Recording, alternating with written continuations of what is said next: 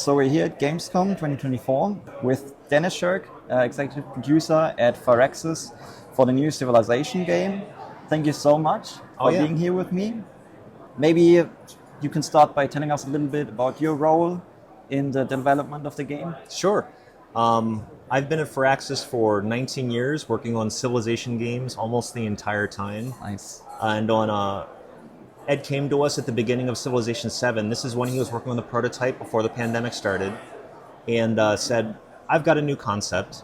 He had always talked about that Civ 4, 5, and 6 were all iterative, and he wanted to try something new because our fans always were able to predict exactly what we were going to do with every Civilization game. The order that the content came out, the systems that were going to be in the game, and he wanted to turn that on its head a little bit. Okay. Still keeping the same foundation and that core game loop, but turn it on its head.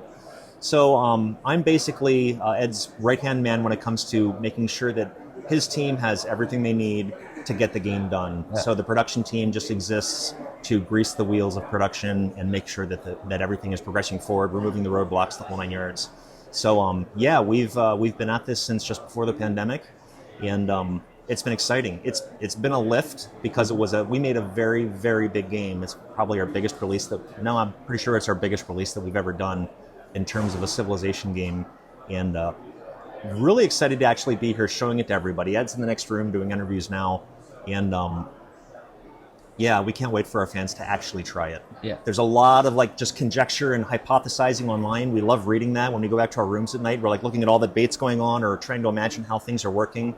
Super exciting. So are players predicting something already that wasn't actually shown in the gameplay showcase, but that is actually true? Oh yes, some stuff they're actually figuring out. Mm-hmm. The biggest conversation going on right now is the separation of leaders and civs and how you change civilizations. Yes. And players are starting to understand that it's not. At first, when we first announced it, they were like, "What do you mean? You're just changing civilizations? Now I'm this, now I'm that." And they're starting, as they see more and more of the articles and the streamers coming out, that it's not a binary switch. It's cultures merging with each other. So now you start as Egypt and now you've merged with something else based on the way that you're playing the game and based on the way that your people are changing. We talk about it like Rome and the way that there are Roman seeds throughout the world, particularly in Europe, woven into everybody's people. Everybody has a little bit throughout their history, can trace it back and find something that originated back in history that ties back to Rome in a lot of places of the world. And that's how he approached making this game. So we see players starting to dawn that, okay, I'm starting to see what they're thinking here, but I really have to play it. I really have to see what that feels like.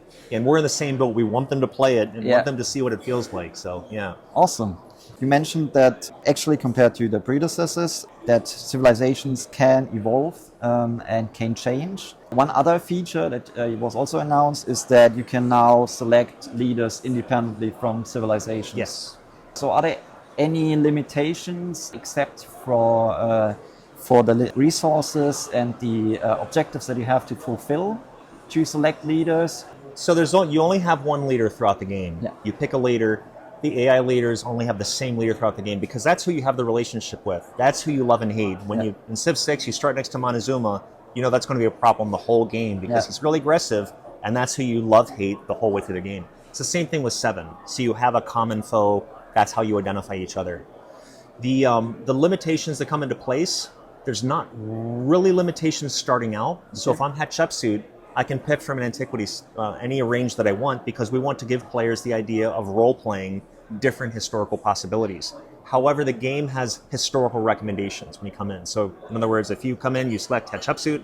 When it comes to selecting a civilization, you're going to see her portrait on 2 of them. Yeah. It says Egypt is obviously a historical recommendation. So if you're a role player like me, I'm probably going to pick Egypt. That's actually my favorite combination when I'm at the studio, not playing a restricted build. I still play Hatshepsut Egypt because I'm a culture builder. And the synergy that you have in a historical pairing is really good. Nice. Another one example is the other historical, in this case, geographical link is Aksum because they're just a little bit further down the Red Sea. So it says, well, technically you can play as Egypt, but let's see if you can play with this too. So that's not a limit though. It's a suggestion to the player. They can try it as some other combination if they want. Maybe they've exhausted playing Hatshepsut Egypt after their 10th playthrough, and they're going to try a different combination. You know what I mean? Carl recommended to me the other day, you've got Augustus and you've got Rome, but he said you should try Ben Franklin Rome. It's a really powerful combination. So if you're a hardcore player not as much of a role player, Yeah. but you're looking at how the synergy of numbers, how the math comes together. The Franklin ability combined with Rome, he said, is a lot of fun. And I'm like, all right, I'll have to try that just to see what happens. Yes. So it just depends what kind of game a player wants to play. Okay, so you're kind of broadening the different types of gameplay that you allow. Okay. Yep.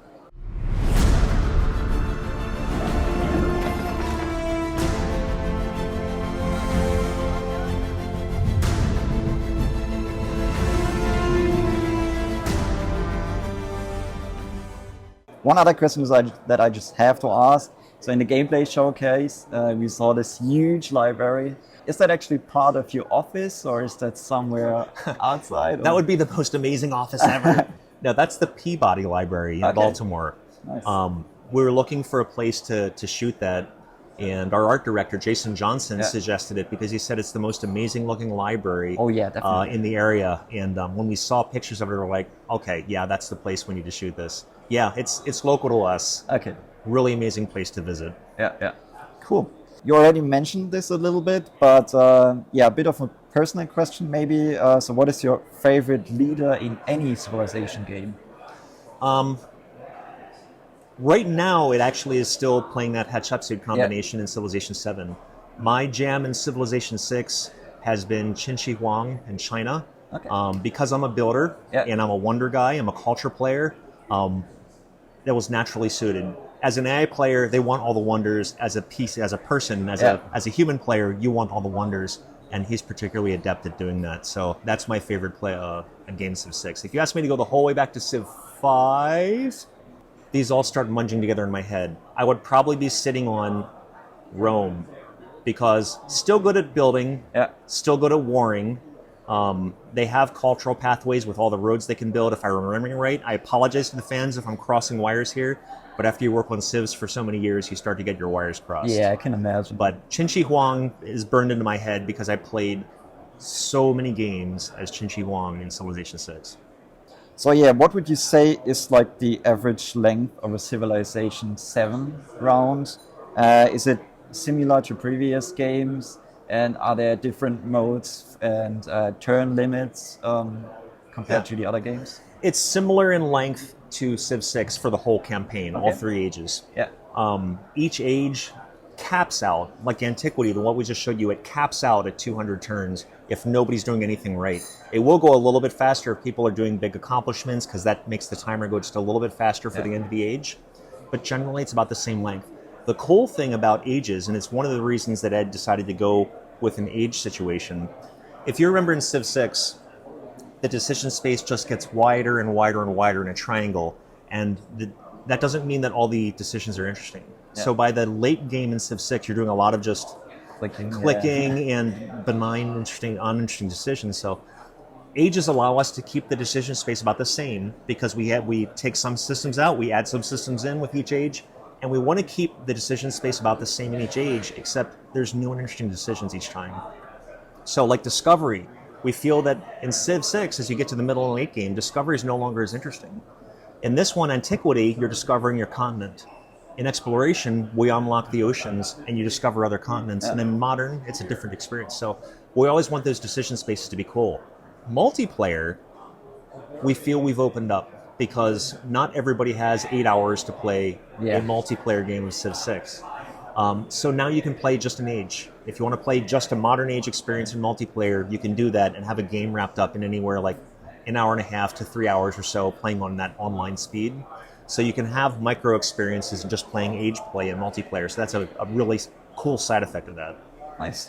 One piece of information that really stuck with me was that the maximum number of players not only differs between platforms, but also between ages. And you already mentioned that you can also only play one age if you want to, instead of the whole campaign. Yep. So what's the thought process, and maybe also technical limitations between that kind of led to this decision? Sure. Ed wanted to simulate what the real world was like at the time. The new world was undiscovered until the exploration age, that kind of thing. Yeah. And there's already going to be civs when you discover it, because they get added into the game. They're actually playing the game in the background, but you can't interact with them until you actually find the continent in exploration, for example. Yeah. So when we start, I believe we're supporting 8 or 10. I'd have to clarify that with Ed. I don't remember off the top of my head because I usually don't play big games. I'm a smaller game guy. That's how I play. But the world gets bigger. You meet more civilizations as you go through the game, and you play that way. So there's not really any limitations to that other than map setup. This is an important point. Because of the way the game works and because of the way the oceans are locked, the only thing that we don't have in Civ 6 right now, unless you do it in a single age, is the concept of Pangea. Yeah. Because we want the exploration to go out. The idea of finding the new world is very important to us and important to Ed. So there always has to be those core 2 areas on the map for you to find. You can have, scattered islands, you can have different kind of shapes and really cool stuff, but there's always got to be at least 2. So there is some differences there in terms of how the game progresses.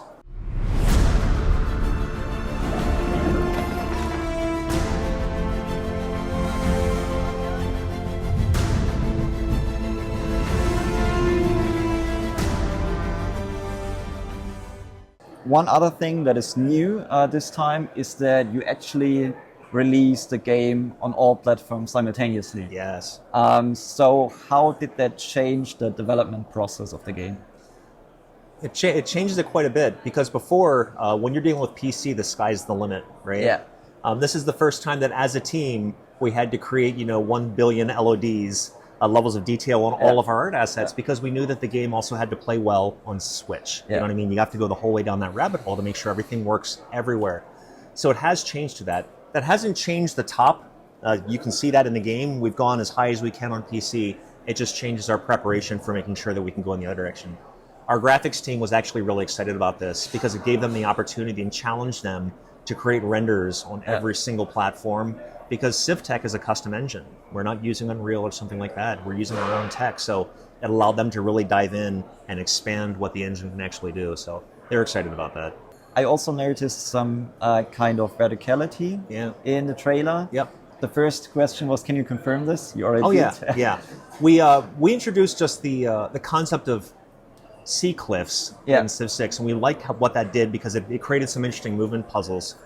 And in 7, we wanted to simulate it a little more. Rivers always have to flow outward or flow downhill. Yeah. So we added verticality to the map so that we can also have a little bit more of those strategic points that you have to worry about moving your armies around inland as well. So you actually have that where when we do map generation, it's not just this flat abstract of where rivers go. They all flow downhill. We have navigable rivers now, so we have to actually calculate that because navigable early nearer the coast, and then they become normal rivers further up. So that was all heavily thought into what we were doing for map generation now. Yeah, I love that because rivers are really important in history, right? Yeah. So, And especially now that they're navigable. Yeah. You bring boats up, not just embarking, you're actually going to be able to bring fighting ships up. So if you're looking to penetrate deeper into a continent and you have support ships that are coming up, it's very cool. Awesome. Do you plan to release a demo, maybe the same one that is showing here at Gamescom, after Gamescom as well? I don't think we're talking about that yet. Okay. Yeah. So Civilization is a very information-heavy game. So how do you manage to keep all of the important information on the screen without burying these beautiful, stunning maps under it? UI was a big lift for us this time. We have scalable UI in the game this time. Before we only had limited scaling in 6, for example. Because we have to think through how console controllers work, we have to keep that in mind. That doesn't limit what the PC has. We still have tooltips everywhere on the map. But at the same token, we only want the UI to be shown that needs to be shown on the map. So we're not crowding in the screen at all times with lots of UI. We want to make sure that that world is there for you to see. So you can scale the UI out and the text size out as much as you want as your tolerance level allows. Yeah. I wasn't sure if you got a chance to play the demo yet. Not yet. But it's all running in 4K, so the world is amazing. The UI is set to small, text to large, so that it keeps it out of the way and you can enjoy the world. It's basically whatever your tolerance as a player is. If you want to be screen filling and like that Switch experience where the UI is there and actually readable, you can do that. If you want to push it out of the way, you can do that too. Okay. Civilization is a long game, and it's, for some new players, it might be a little difficult getting into it. Yeah. So did that change somehow in Civilization 7? Are there any onboarding things going on? Accessibility and onboarding was a huge lift for this. We did a version of it in 6. We had a separate tutorial, plus we had some advisors. The advisors didn't know how to communicate directly with the UI in-game, so it couldn't point you at buttons or anything in 6, so we had limitations. Yeah. We also found out through telemetry that very few people played the standalone tutorial because nobody wants to play a tutorial, they want to play the game. So this time around, we integrated the tutorial dynamically into the game itself. And we wrote a system where the advisors and the UI can interact together and point to this and do this and click that. So we did a big lift for that. So far that's been working really great in terms of hand-holding. Yeah. The other nice thing is we have some natural breaking points. Because ages and the way they're set up, they have breathers, so you have a little bit of a shorter span. You don't just have to play blindly until you realize, oh, I lost. You have no idea if you're doing well. We're communicating to the player how to do well, if they're doing well, and if you don't care, you can ignore it. And then you get to an age, at the end of an age, you have a natural breaking point. You take a breath, regroup, come back, and go for the next push. So it's always critical in a Civ game that we allow players that are new, or casuals, or emotional players, to stay up here, not interact with all the complex death down here. They can stay up here, they can build warriors, they can go hit somebody with sticks until they win or they lose. We want to make sure that's simple and accessible. But when they're ready, all of this depth lives down here for them to superpower what they're doing. So there are different kinds of layers. Awesome. Yeah, I have one last question. Are there any other specific features that maybe weren't shown in the gameplay showcase that you want to talk about? The crisis system was not shown in the gameplay showcase. When this went in earlier this year, it was my favorite thing, and I don't know why, because it's a little punishing, but it's there on a purpose. It was Ed's last piece that he had added to the game, Ed Beach. We're modeling, as an example, Rome. The pancake of Rome. Rome grows, gets huge, new technologies, philosophy, golden age, internal crisis. It can be corruption, it can be economic, plague, barbarians at the gates, in Rome's case, split it, scattered it to the wind. And he wanted to model a crisis system for each age in the game. Each age that you're going through is going to culminate, everybody's doing well, the AI's doing their thing, you're doing your thing. But at the end of the age, when that age ticker ticks down towards the end, those last few turns, the game's going to ask you to slot in a crisis policy card. You have to. And these policy cards represent all different play styles. Usually the first one is the one that players don't care about. I'm not playing an economic game, so I'm going to take the gold hit and do that. Minus this much gold for every city-state you're suzerain of. But then a few turns after that, it's going to say, well, now you have to do a second one. A few turns after that, it's ramping up. Now you have to do a third one. So you put that in too. Off to the side of that is a worldwide catastrophe that's going to happen. In this case, and as an example in Antiquity, Rome's case, you're going to have hostile independent powers spawning in the empty space and lashing out at whoever's closest to them. So if you're not prepared for that, if you're playing a culture game and ignored military completely, you might lose a couple cities before the age transition actually happens, and you finally get to breathe, having gotten through the crisis. So you always have to be aware of that as a player, that as you're watching the age counter turn down, that towards the end of the age, this is going to happen, and you might have to prepare and fortify for that. The first time I played through it, it was a surprise, because I had read the design documents, but until you play it and feel it, you're like, this is really cool. Because you actually have to be prepared. You and your enemies are suddenly distracted by something else. You can't just be fighting each other. There's other things that are now happening. So that's a really nice culmination of the age, like bringing it all together. Yes. Okay, perfect. Well, thank you so much for answering my questions today. Absolutely. And have a lovely Gamescom. Awesome. You too.